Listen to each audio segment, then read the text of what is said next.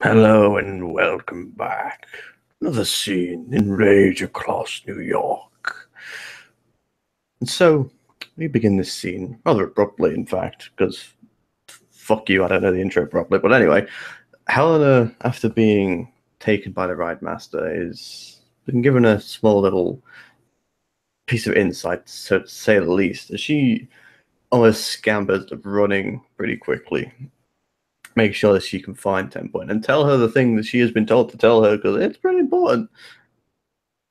She comes running through after seeing 10 Point doing whatever she's doing right now. What is 10 Point doing right now?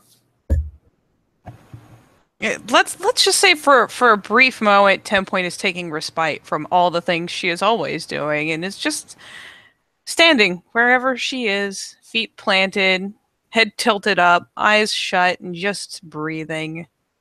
We'll say that she's doing her breath of Gaia for the day and just in and out, breathing.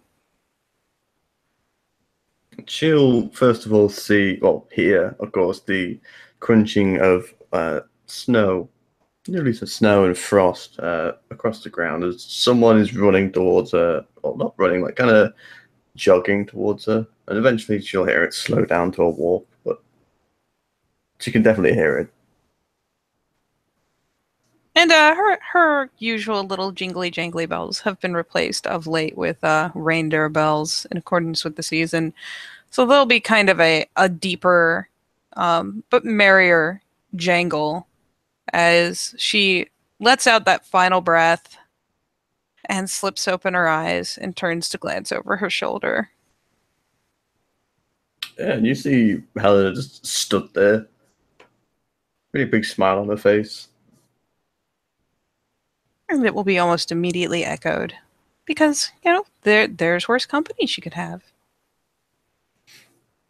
Uh, I, uh, I have something to tell you. And what is that, Andre? I got a lot, but I'll get the important thing up first before I forget. The uh, hmm. She looks like she wants to really say something, but she doesn't know exactly how to say it. The eyebrows do that little kind of inviting pop of yes. Fox himself is going to be staying in the borough tonight. And she'll have a smile just bloom very earnestly across her face. And she'll very quickly come about in a spin, scooping Helena in with an arm and kind of pulling her in for the one-armed hug. And we'll even go so far as to plant a kiss on her brow, just smiling fit to crack her face.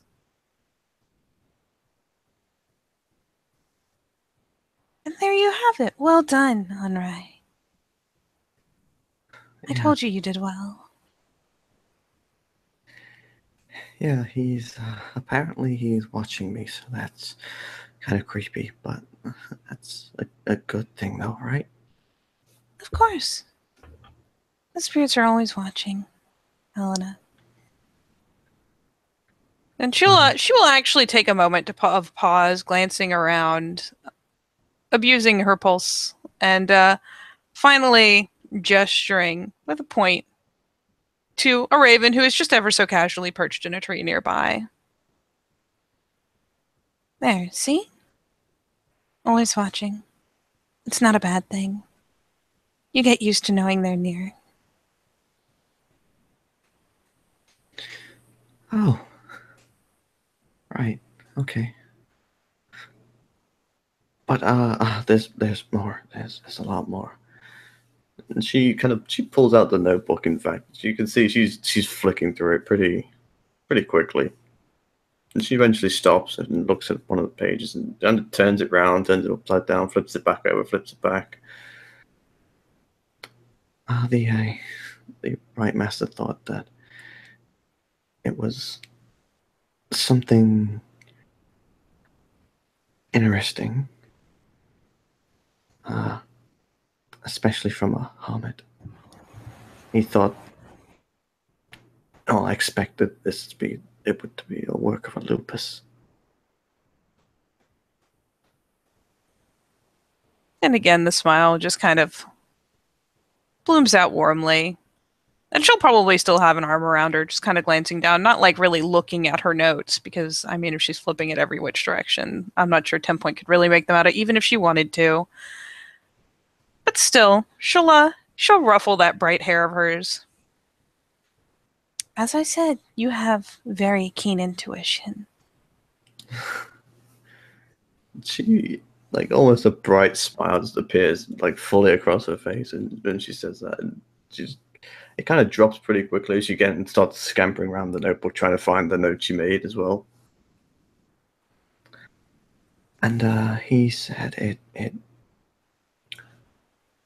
was made with the fox and Gaia in mind, what speaks to the land as well as just the spirit. Sorry, say the last bit again? It speaks to the land just as well as the spirit. And she nods. Almost in a matter of course kind of way. And I don't know when, but he eventually wants me to take a look at the other shrines. Good. Too many of these shrines are very human. They are statues and symbols. I think it will appease them far better if greater thought was taken into how they were put together, so that they appealed to the spirit instead of those who follow it. Yeah, that's it. That's exactly what he said. He wants me to look at that. I'll be overjoyed to see what you decide next. Yeah, it's gonna be interesting. And again, she kind of playfully ruffles her hair. Don't think about who's watching, and don't think about who's judging. Do what you did before, and think about the spirit and what they mean, and what means something to them. And follow your instincts, they're very good ones. I will be there. I will be watching. You can't go awry. I'll step in if I need to.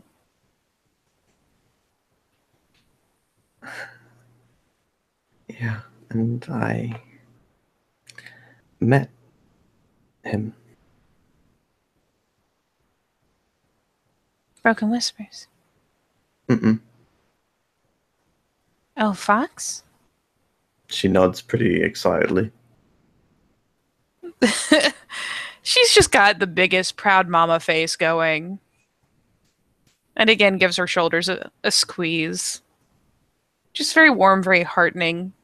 Very proud. Of course you did. After all, you are his bumbling kitten, are you not?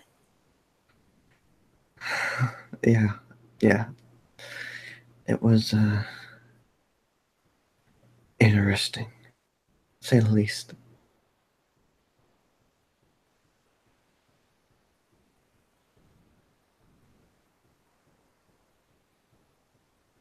I'm very proud of you. I told you. Don't give up. Don't be disheartened. You're doing very good things. You have, hands down, the greatest potential of any fresh changed cub I've seen. I don't make these compliments lightly or inaccurately.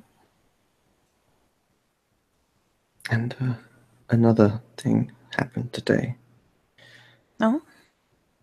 And she'll actually, it's kind of now 10 Point notices it. There's a bit of bruising down her like left side of her, like the back of her jaw almost.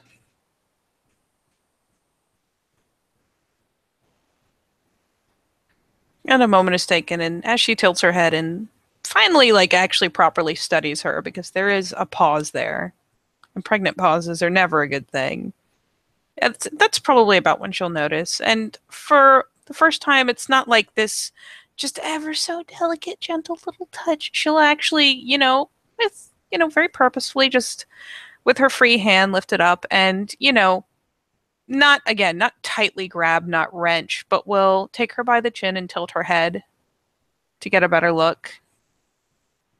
Yeah, it's obviously like there's some pretty big bruising there. And what else happened today, Henri? I, She releases her chin.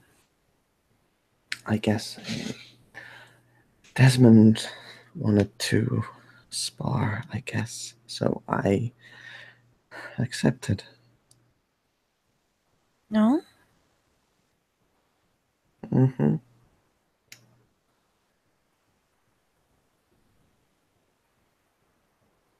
And she'll take a moment to further study her. She didn't see a limp, anything like that. You don't seem to be but so much worse for the wear, Henri. And a shift to another form will take care of the bruising. No, that's why I'm worried. And why is that? He's one of the most aggressive people I've ever seen. And I cracked his skull and broke his nose.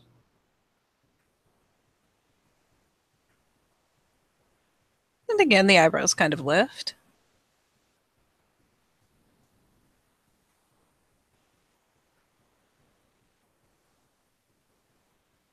And she thinks about it for a moment. And then her brow knits the slightest bit. Well, these are perhaps words that my Raya should be saying. How do you feel about winning?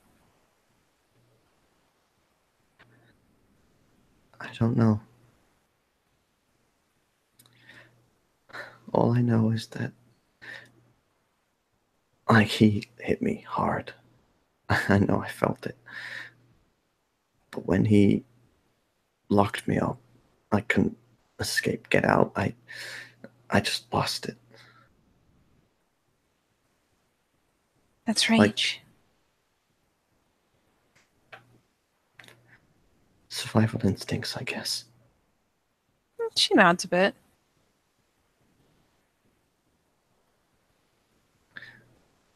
I could have killed him. This is what it is to be Guru, Honrai. You will be able to be angrier now than the worst rage you have ever felt before changing. And even at the slightest, even a ragabash, with the slightest touch from Luna, has more fury in them than any human can ever muster. And you have a bit more than that. Not a full handful, but certainly a fair dose. That is rage. And it is a two-edged sword. We can just as easily hurt ourselves and each other instead of directing it to the enemy. But it is a weapon. Just make sure that you're very, very careful in how you handle it, and that you only wield it against your enemies, given the choice. But sparring is not uncommon, and his injuries will heal. That's the thing. He wouldn't let me help him, stop the bleeding or anything. He just laughed. Desmond is proud, and I dare say he's a little bit broken. It will take work and timing to bring him around.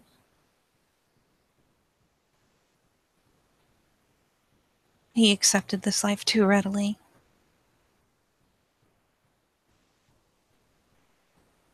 Most humans spend some time fighting it, denying it,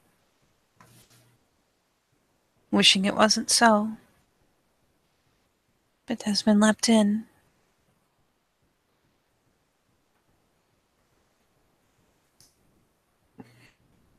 It is not the work of a day, Andre.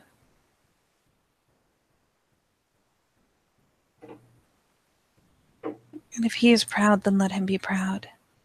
I don't know what else he has to fall back on.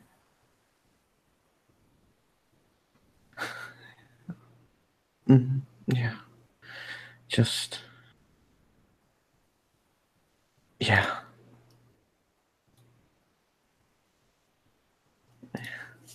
I just wasn't expecting it. So I went in there solely expecting to be beaten the shit out of.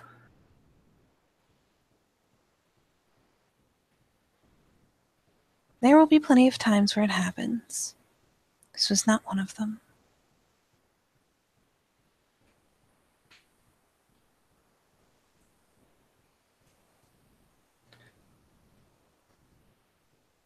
You'll become accustomed to it, to the sparring, to the fighting, and to injuries that, while they may hurt, will heal quickly.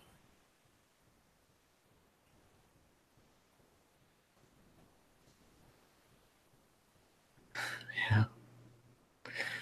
Yeah, okay.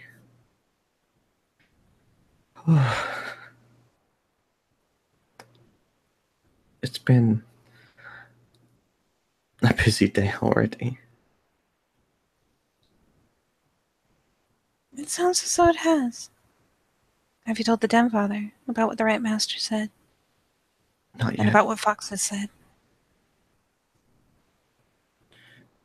Not yet, no. Then take a moment here with me. Shift up. Any form but the one you were born in, and you will regenerate faster. She nods and oh, she will shift. But hold on. Typing machines. I might forget. You can take your time if you want, but you do seem to like to throw dice at it. I love throwing dice at it. I named it Fox Got a Gold Star. Edward? Where is it? Oh, I Have you typed haven't it? put it in the werewolf chat. I was just letting you know. I'll name it this then. That seems fine. It's fine. And then that's nice. What is it? Stamina Primal Urge? Uh-huh. Ah! It'll get you to what? Krynos? Sure, why not? Let's do that. So she shifts to Krynos. Boom. She's now from a 5'3" tall little tiny thing to a still a pretty small Krynos, to be fair. But the Old King Death Monster. Yep. 10 points armor around her is loose enough that as she grows, it just kind of gives a little space.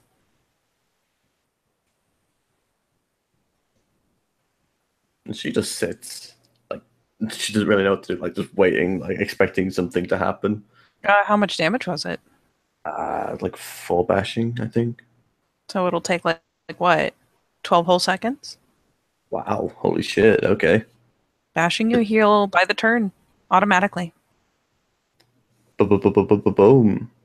So yeah, it's almost immediately the bruises begin to fade, the aching stops. It's extremely rapid. So by the time she's hunkered down, she, 10 point will reach down and give a light probe just to make sure that the worst of the damage is gone because she can't see the discoloration through fur. And we'll just kind of cast her that glance of look, searching for reactions, searching for a pained wince or anything like that, as she kind of gingerly probes around the base of her jaw. And obviously seeing none. Gives a very quick little nod. Now, I have been forgiving, but your Den Father is not. You remember how to greet Araya. Uh, um, Uh, oh, they present neck and stuff. There's a firm, very serene little nod. When you go, Tim, do not forget. For to some it is merely polite, to others it is very important. I have done you no favors by not making mention of it. Bare your belly and throat. Call him Raya. Show him that you are learning. And she relaxes down back to Hobbit, and because I like this, What are you rolling for? absent-minded. Oh. Did she remember which clothes to put on properly? In fact, she didn't. And so her clothes are ripped, destroyed again. She's sitting in snow, buck-ass naked. Well done. That's going to be chilly. Yeah, so she just kind of looks down and stands up, and again, bright red. For what it's worth, 10-point looks very amused. It proceeds to almost immediately go about taking off, because she is bundle point. There's snow on the ground. So she proceeds to start shucking an outer layer, which means she's got a winter jacket that'll come off. She's probably got several layers of skirts, so one of those will come off. And she'll actually go so far as to doff the fuzzy style boots and offer them across as well. To get her back in, well, something. She takes them, bright red faced again. Thanks.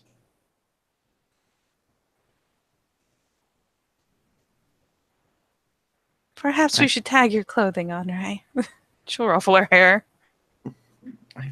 I thought these were the right ones.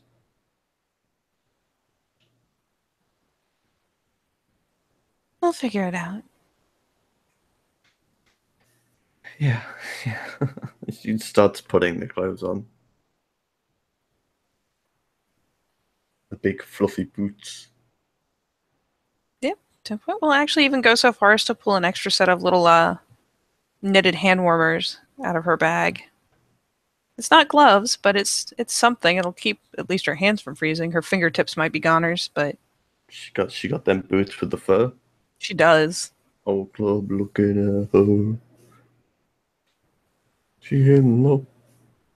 Admittedly, the skirt is only so much help, but there's going to be a draft, and she's going to have to cope with that. Yeah. She just smiled at 10 point, just giving that, and she just almost pounds on it, just hugging around her waist, essentially. And 10 point, who finds herself uncommonly comfortable with the cub, doesn't react in any strange sort of fashion. She's bounded into and immediately wraps her arms around the smaller Ahmed, gives her a tight squeeze and a bit of a swinging, and finally plucks off her scarf, gives it a haphazard swing around the brightly haired cub's neck, and finally will turn her about and give her a little nudge. Go make sure the Demfather knows what you've done, and make sure that the Demfather knows that the actions you took were at my bidding and under my eye. Yeah, all right. I'll see you later. She gives a light nod. We'll learn more later. And yeah, she turns and goes skipping off into the snow. And 10 point, who is now a good bit more cool than she was a moment ago, finally shows it a bit. Stops playing the good old strong game with the cub tottering off. It kind of wraps her arms around her and proceeds to start trudging barefooted through the snow, living a life of regret. So much regret. But if she can make it to Belvedere, Ah, shit. She's in the Tellurian. No! So yeah, it will be a comical scramble for 10 point to find replacement shoes. This is her day. So with that, we will say thank you, players, for playing, and watchers for watching. We'll see you next time on the Living World of Darkness, Rage Across New York.